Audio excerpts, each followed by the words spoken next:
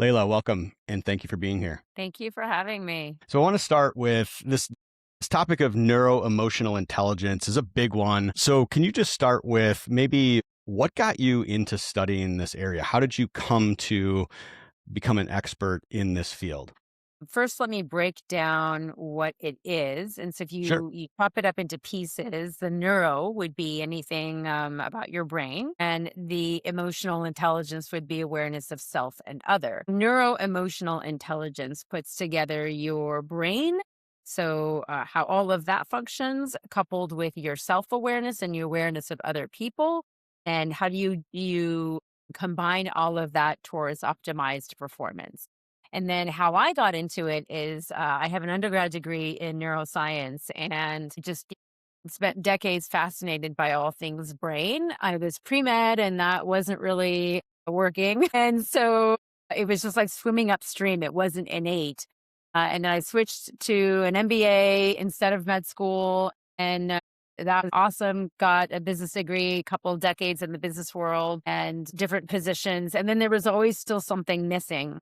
So I did another master's in psychology and I became a licensed mental health therapist, not to practice clinically, but as a way of being really immersed in what drives human behavior and change at a fundamental level.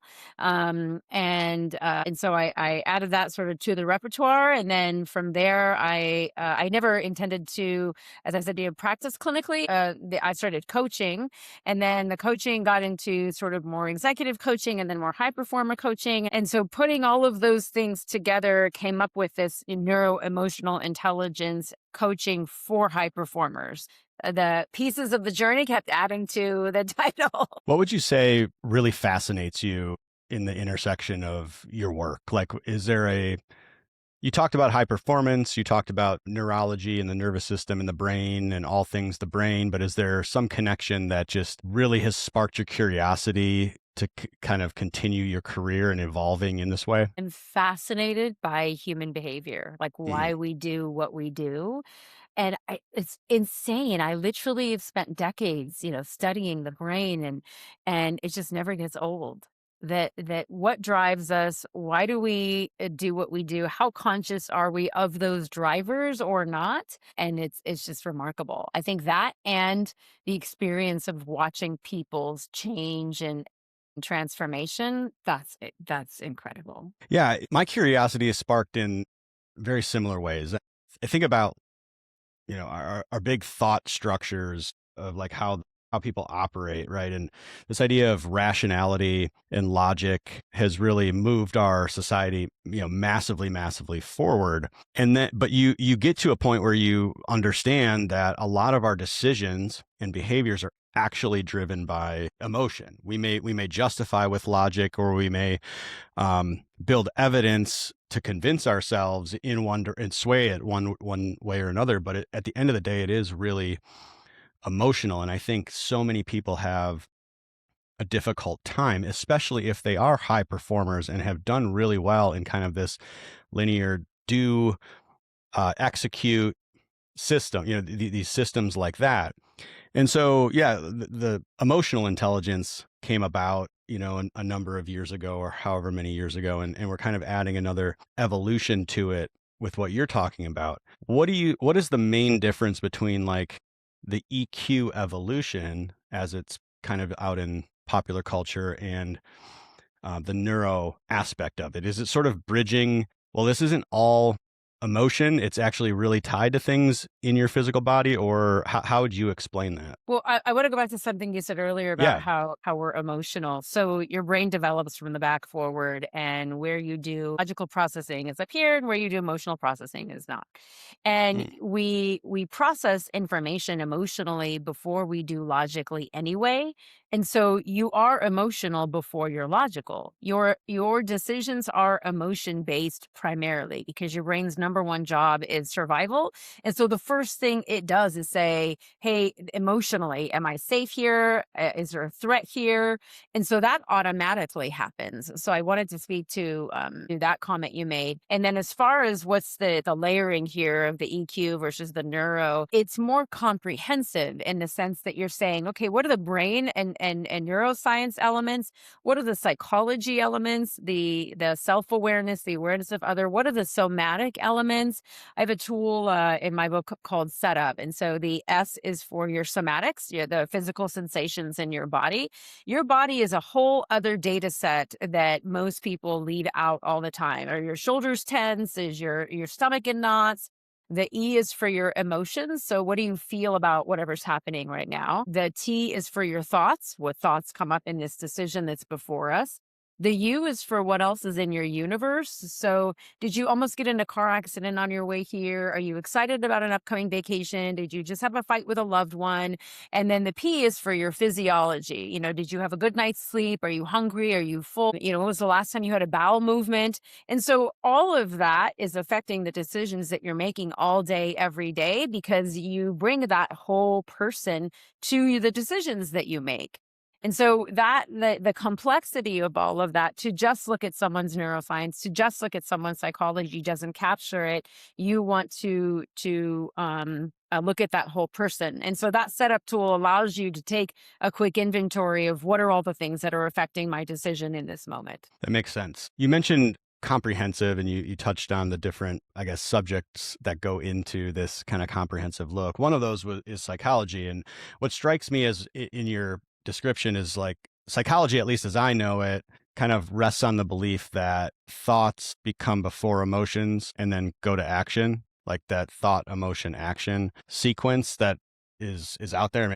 Maybe that's not correct, but that's certainly what I have seen and what I have experienced as well, like in a therapy setting. And you kind of talked about how we're actually emotion first, and then you have a thought. And I just wanted to give you the floor to kind of touch on that, or maybe psychology is evolving because of this, or how does that stuff sort of square up in your universe? So anytime you have some interaction with the world, some engagement with another person, the very first thing your brain does is say, am I safe? So for example, you and I got on this podcast virtual, so it's a little different, but especially if we were in person, my brain would be saying, what do I know about him? Your brain would be saying, what do I know about her? I'm sizing this up. Do I feel safe? Do I feel threatened? And that threat assessment isn't just physical, it's also emotional. Do you remind me of my second grade teacher that was really mean to me? And now, I've sort of subconsciously already formed an opinion about you. And so that threat assessment is that first initial layer that's happening. From there, when we approached each other, what was your word choice? What was your tone? What was your, were you yelling? Were you speaking softly? So I'm taking all of that into this assessment of, hey, am I okay here? And then I am layering on top of that what are the words you're saying? What's the conversation that we're having here? And then forming, my thoughts and reactions from there. And most of that initial processing that happens is all essentially unconscious. Is that the label that you would give it? Subconscious in a fraction of a second. So there was a Right. study years ago that they took these students that were in a college class, and you know how you have those like professor evaluations at the end of a semester. Mhm. You know what I'm referring to. So the students did the professor evaluation at the end of the semester. Then they took these random participants and they showed them they weren't in the class. They showed them a video of this professor, and they with different audience sets, they reduced the duration of the video and to where the shortest one I think was like maybe a couple seconds and no audio. And with staggering consistency, these professor evaluations of a couple seconds and no audio was the same as having spent a whole semester with this professor. So you form your opinions of a person, of an environment, of whatever it is, subconsciously within a fraction of a second.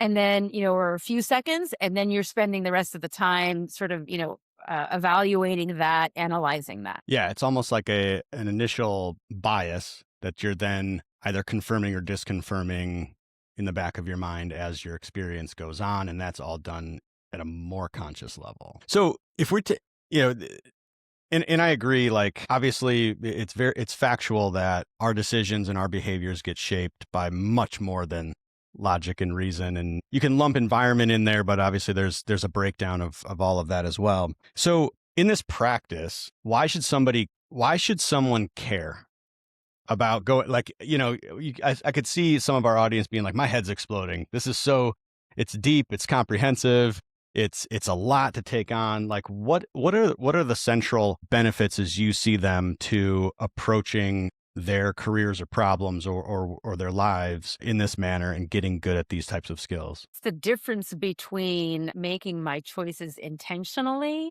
versus sort of more arbitrarily or unconsciously. And so when I'm making them more consciously, then I can be more involved in that decision making and make choices that are more optimal for me.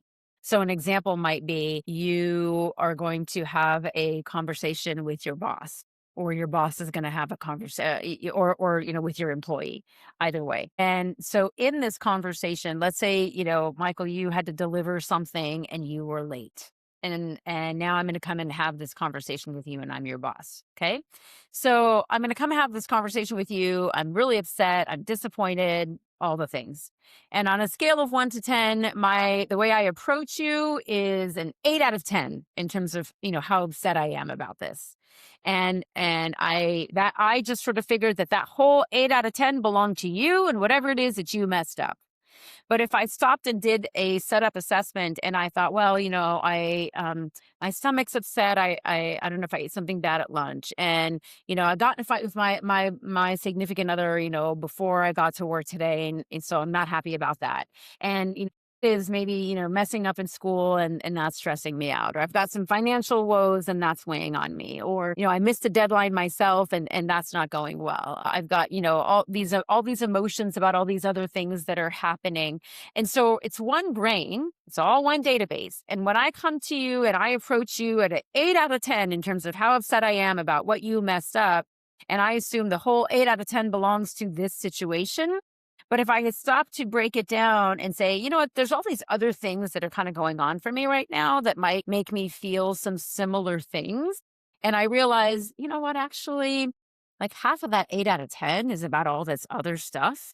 And really, it's only a 4 out of 10 in terms of how upset I am about whatever it is that Michael, got wrong. And that changes the conversation you and I are about to have, which changes the outcome of that, which changes how you feel and what we might do afterwards. All because I stopped to say, let me just sort of check in and see, is all of this really about Michael and what Michael did wrong? Okay, so it's kind of giving a structure to that pause between stimulus and response and getting you to sort of examine what other factors may be going on for you in how you show up in the next experience. So that you And can be more intentional and you can be in the driver's seat rather than just sort of going through the motions. yeah, okay, that makes sense. And I can see how that works with obviously creating better interpersonal relationships, fostering more psychologically safe environments for teams if people are able to approach things that way. What about just pure performance? Like, is there a layer to this where, if you talk about having high performers and peak performance people, and sort of like, how does this help you get to like a next level, maybe outside of the example that you just gave, or is for most people that next level really about the interpersonal? So, two things. One is that assessment isn't just about an interpersonal dynamics. Let's Right. say I'm going to go buy a new car, and if I think I have to have this new car, and if I sort of check in with myself and say, do I really need a new car? Am I shopping for a car because I'm feeling down on myself and I think that's going to help me, even if it's not as big as a car? Let's say I'm going to eat something that's maybe unhealthy, or I'm going to go buy something I shouldn't buy, whatever the case may be. In any decision that I'm making, I'm able to check in and say, okay, what's driving this decision, since there's so much in my one database. So that's one piece I would say. Is that helpful at all? Yeah. So I think, yeah, I can see how it sort of relates more to everyday choices that can be more optimal for you. Because we all know that there's a difference between having the information and altering the behavior. I mean, I just like before I got on with you, I'm ashamed to admit this, but I had a bowl of Cheetos and, I'm walking over to the pantry and I'm like, I know I shouldn't do this, right? Like, but was feeling a little down or whatever. And I went like, maybe that scratched the surface with your kind of model, but I still did it. And so, but with this practice, you're able to translate, okay, I have knowledge that I shouldn't do this. I'm even catching myself. And even I even know that there's a different driver,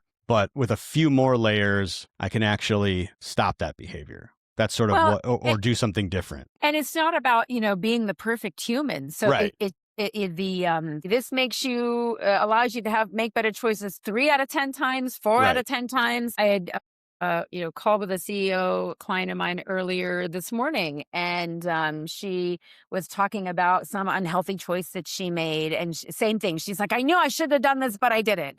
Yeah. And, we had the same conversation, is that it's not about you're going to make the perfect choice every time. And life is just, that's the end of it. It doesn't work that way. But man, if it gets you to make some better choices half the time, then, or at least it helps you understand why you're doing what you're doing. And then if I go back to the other comment you made about, what does this do for high performers and for enhancing performance? So if you imagine, if we go back to the conversation about, okay, Michael messed up and his boss approaches him and says, hey, what the heck happened? And so now Michael can do a check-in for himself and where he goes from there. Does he get defensive? Does he shut down? Does he look to overcome this? Does he say, you know what, I'm going to knock out 10 times more next time? Whatever that is, that check-in with himself of like, whatever reaction I'm having, let me check in and see where that's coming from. And how do I move to whatever is going to be most optimal? Makes sense. So from I want to dig into the neuro side of this for a little bit, because I think, at least in the general zeitgeist right now, at least in terms of the people and influences that I look towards, younger male dominated influencers, health people, the link between like stress and response, stress on the body, it's very much talked about in terms of heart rate variability, HRV. Vagal tone is, your vagus nerve, optimizing your vagus nerve, all of this stuff. And it's getting at, I think, maybe data or markers of like how your nervous system is doing. But what's sort of real and not real from your perspective? Like, if I were trying to dig into my neurologic systems, how would you advise someone like that to go about it? Think if I wanted to simplify it to the most basic, there, to your point, there's a lot of information about HRV or your vagal nerve, or here's the latest trend, or here's the latest hot topic. I was listening to a podcast the other day, Andrew Huberman, Mm-hmm. his work I'm a big fan of, and he said oxytocin was the hot thing a couple years ago, and before that it was serotonin or something, and today it's dopamine or cortisol or something, whatever, right? So to your point about, is it vagal nerve today, is it HRV tomorrow? But if I strip all of that away, the basics that I can bring it down to is the understanding what are the things that your brain came to define as elements of threat. Because your brain's number one job is survival, whatever it associates with something that looks, acts, smells, sounds, feels like something that ever in its entire lifetime it has flagged as threat, physical or emotional, then those things set off alarms. And that has nothing to do with whether, what's in trend today. That's just the basics of your brain function. And so, if you look at it, you were rejected as a child, or you felt abandoned, or you grew up in a lot of chaos, or, you had a traumatic experience in your teens or later years, any of those things, your brain says, okay, here's a thing that was threatening. And so, what do we know about it? What are the keywords that we're going to associate with that?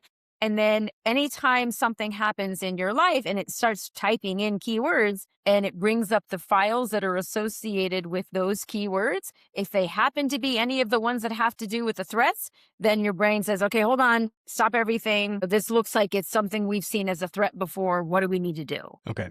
Makes sense. So would you say that the goal typically is a reframe or a reset around fear? Like, is that the main thing that we're trying to solve for with this type of work? Like the amount Mm, of fear that clouds our judgment, or Something like that? No, Okay. I would reword that as the goal is self-awareness of what are the things that my brain tags in different categories. What are the things that contributed to these like initial definitions that I created in my brain? How does my brain define threat, safety, love, rejection, abandonment, belonging, etc.? Okay, so not resetting that emotional response specifically or with any direct work. It's more about understanding your responses and how they may be influencing your choice The so that you can understanding make a is the better very one. first yeah, the understanding is Yeah, the very first level because got you it. can't change anything that you're not aware of. So I first have to do the deep dive work of understanding.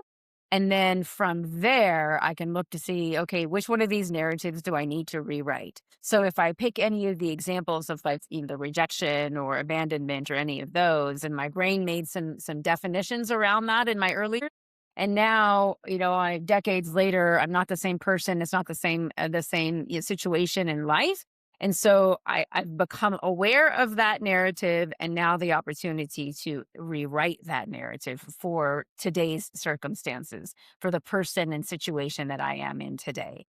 Yeah, that's really interesting because getting into that narrative discussion, I assume your work isn't just necessarily situational. It's also, I suppose, you get into the whole messy weave of narration that becomes like an identity. So that's something that takes much longer to re-narrate, I guess, with this type of work.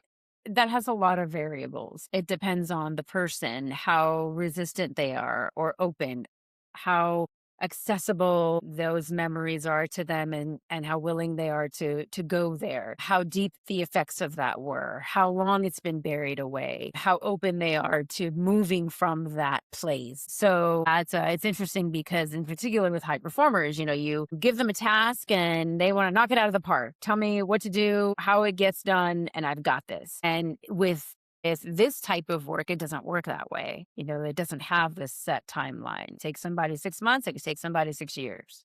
So the role of when someone comes to you, what are they looking for? Sometimes they'll know, and oftentimes they don't. So sometimes you'll know that a thing happened, trouble with the leadership team, something they're experiencing. And sometimes something isn't right. You just don't know what it is. There's like Yeah. this emptiness, this gnawing feeling, but you don't quite have the language for it. Sometimes you may know that, hey, listen, I'm just, nothing's working in life. I'm having challenges at work and at home. And again, sometimes it may be that, yeah, things kind of seem like they're moving along okay, but something's not right. And so when you have somebody that's just not right and they reach out to you or you get in touch with them, how do you sort of diagnose like what's going on? Are they a right fit for this type of work versus maybe some other type of work? What are like the core questions?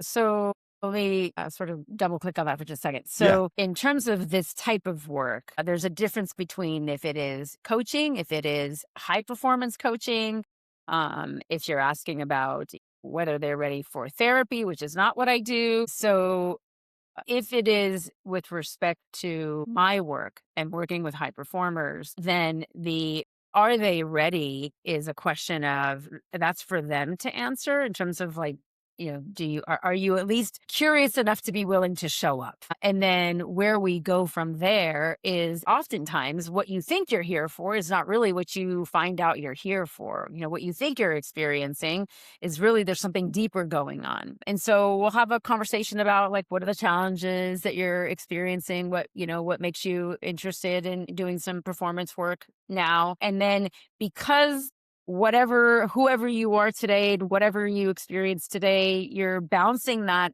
against your definitions that you created in your early years. Back to what we said about definitions of, love and safety and trust and rejection and all of those things. We always start with understanding one, what were the experiences that you had that created those early definitions and what are those definitions?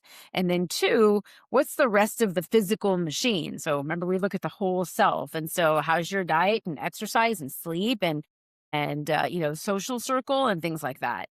So who's this whole person? And then what's that whole person experiencing today?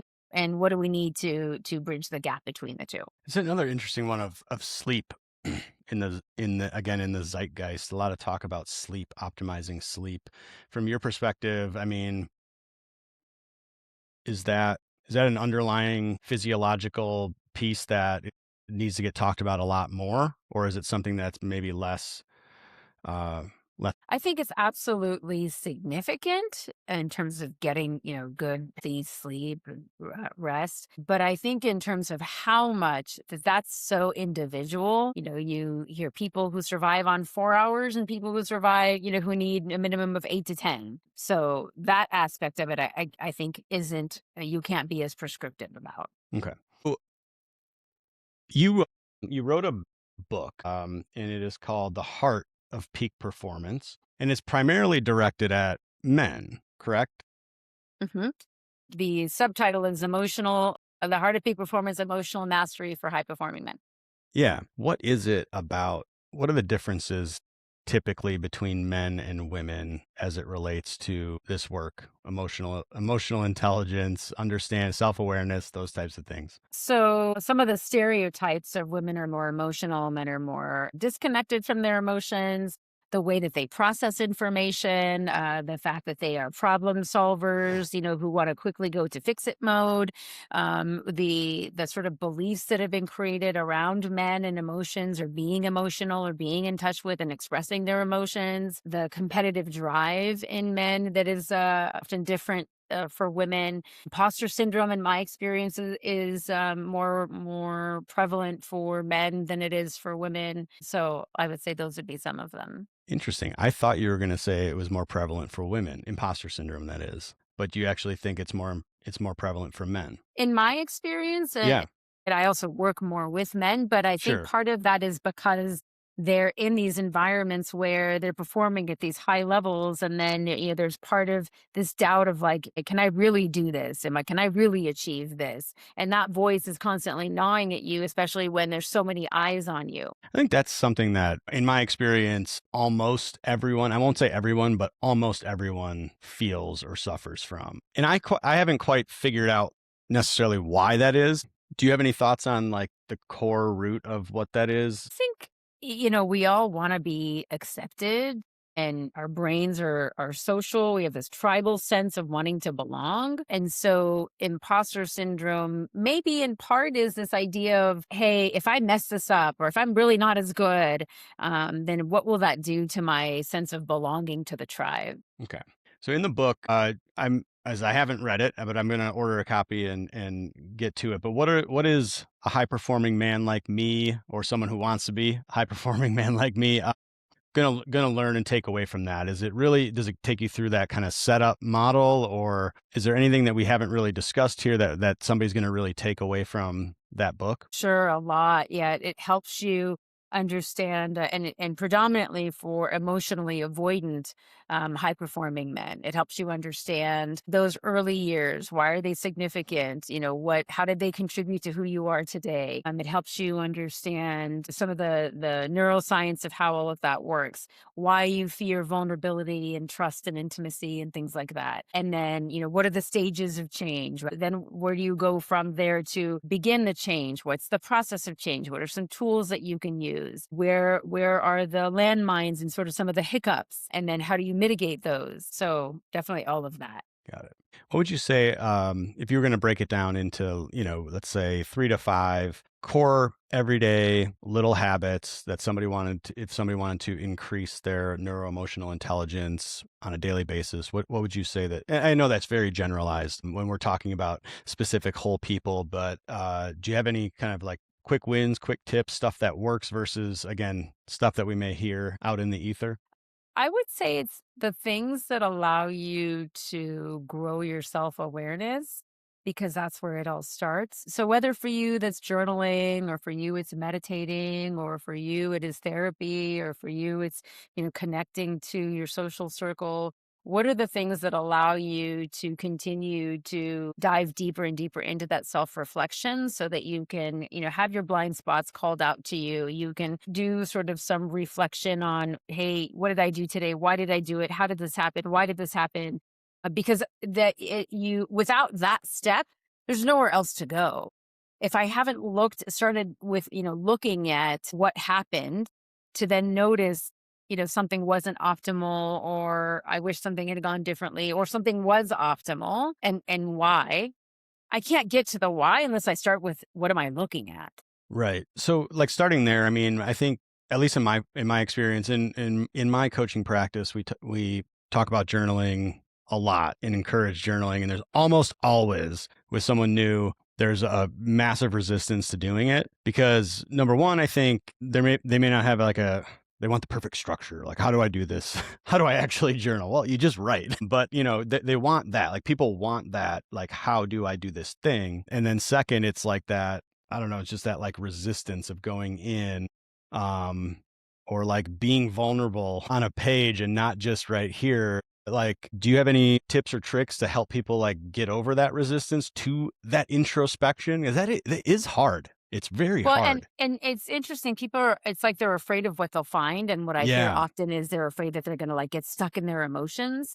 And what I tell them is that stuff is there in your brain anyway, and it is Right. affecting you anyway. So you're better served, sort of taking it out of the cupboards and seeing what's there. And that gives you more control over it, rather than thinking that, oh, because I'm not looking at it, it's really not there. The analogy I use is it's like if I was dumping a bottle of water, looking the other way, that bottle of water is still making a mess. The longer I don't look, the bigger mess I made, but the Right. mess is still there. And so I would rather have greater control over that and look and say, all right, well, what is it? Where did it come from? Why is it happening? So that I can then be, more the author of my narrative of like, what's the thing that happened? How did it control me? What can I do instead?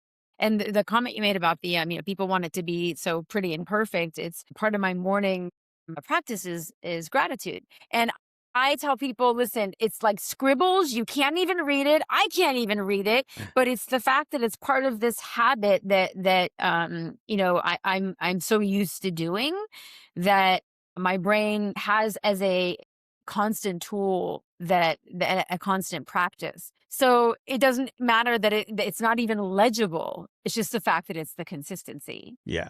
Well, you opened the door, so I'm going to kick it wide open. What does your morning practice look like? Oh God. um, so my morning ritual is typically prayer, meditation, gratitude, and yoga, and then Okay. I can see how all of those things are very linked, very, I would say, spiritually linked, in a secular way. Why those? they ground me, they center me, and then the workout part kicks my ass. Right. Yeah. Exhaust the body, tame the mind.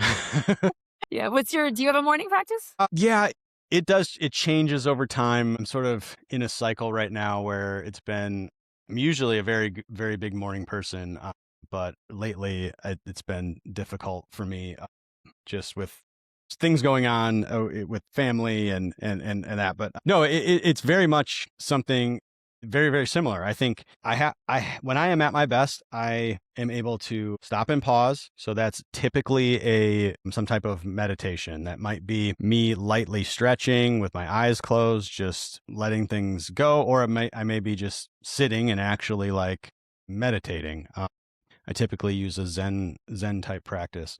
So it's that there has to be movement, and again, it might be 5 minutes of just yoga here in my office or down in my gym. I might actually do a really hard workout. It's going to depend, but I think those two are vital. And then I have to read and I have to write. So it's really about kind of, I say like basically sit, move, read, write. Like that's what goes on in my brain. And that just sort of primes me to wake up, get connected, get the body moving, get my thoughts moving, either out of my head or something like out of my head for something that's bothering me or something that I've had an insight on that I want to capture and build on later. And I feel like that just typically sends the rest of the day in a much more intentional, calm, and like driven path. Yeah. But I mean, I do think, even non-routine is a routine. I don't think it has to be like 800 things long, but I think hitting the basics, right? If you have a hard time getting going and foggy, move yourself. There's a lot of talk about sunlight and optimizing this and you can go way overboard, but I just try to stick with four things: sit, move, rewrite. That's it. So we talked about reflection. Is there anything else from a daily practice standpoint? You obviously gave me yours. Daily practices to sort of like help increase our skill set at neuroemotional intelligence. Just a side one I would say is that some kind of social connection and Mm. engagement, whether that's, family, friends, loved ones, community, something in some sense of community. God, I feel like that's so missing today for so many people. Yeah, it definitely is. And like we have great friends. I have three kids. We have a lot of like a big social community. But on a day-to-day basis, I'm very isolated. I work by myself. I'm usually thinking, writing, doing videos, that type of thing. And when that goes really, really long, for months and months, it definitely has an effect. It's like, oh, okay, I need to actually connect with someone in person, not at the surface level. Like I need to go on a walk with my best friend or go have a glass of wine or a beer or something and like actually talk and connect. Outside of the phone, outside of email, those types of things. So I do think that's a very underrated one for most people. Yeah. Mhm. All right. Who you mentioned Andrew Huberman. Who else out there really influences your work? It could be in your field or outside. I'm just curious as to like who you're paying attention to as you evolve. Really, I think and the answer might surprise you, but it's actually like different spiritual works and spiritual teachers. And I say that because that's the place that continues to draw me to grounding, to what do people need to feel seen and heard, which is such a longing today, to more feminine elements. And so the things that because the science and information and all that is so abundant, Right. that this other element allows me to sort of, I think, maybe soften or stay attuned to the deeper human need while bringing in all of that other information. Got it. Okay. Yeah, I think it's very important for people just on that thread. I mean, to have some type of spiritual connection, and I look at it as very secular. I mean, I grew up Catholic. I am Catholic. My kids are Catholic. All of that, but I really think about spirituality as a frame of kind of order, reminding yourself of what's really important, what the priorities are, connection to those around you, that type of thing. And I think that there's a big benefit to sort of humility, I think, when you have that. And I think part of that can be through social relationships, just connecting with someone else, connecting with people that aren't like you as well can be a somewhat spiritual event. So yeah, I think that I do think that is needed as well. So speaking of books, these are kind of like little closing questions that I typically have. But you've obviously written a book. What is the last book you've read or are reading right now? It's actually on my desk. Susan Cain, Bittersweet: How Sorrow and Longing Make Us Whole. Interesting. Okay. Who is the author again? I missed it. Susan Cain. She's the woman who wrote a very popular book called Quiet: The Power of Introverts in a World Yes. That Can't Stop Talking. Yes. Love that book. Yes. I read that one because I am an introvert. So I was like self-confirming. All right. Where's our power? Cool. And if you could tell the world anything, put it on a billboard, put it up in Times Square, what would that be? It would be the question, are you at peace? Very good one. Love that. Very simple. Love it. All right. Is there anything else that I did not ask you because I'm a dumb podcast host that I should have asked you that you would love No, to you did a say great and get to job. our, okay, cool. Very good. Yeah. I just, like I said, I got my point of view. I got my questions, but I missed things. So I just wanted to give you that opportunity, to fill in the blanks if I skipped anything. Where can people find out more about you and the work that you do? Kind of your preferred maybe modes of communication or where people can just find you? Super simple. Work with Leila. It's Leila. So workwithleila.com. And then LinkedIn is where I'm most active, and it's the same tagline. Excellent. Well, we will have all of those in the show notes, links for everybody when this comes out. We will have a link to the book, The Heart of Peak Performance. Leila, thank you so much for spending your Thank you, time with Michael. us, educating us on this vast world of neuro emotional learning. And I think we've all got some nuggets here to take away and be able to build on in our own lives. So thank you so much. Appreciate it. Thank you.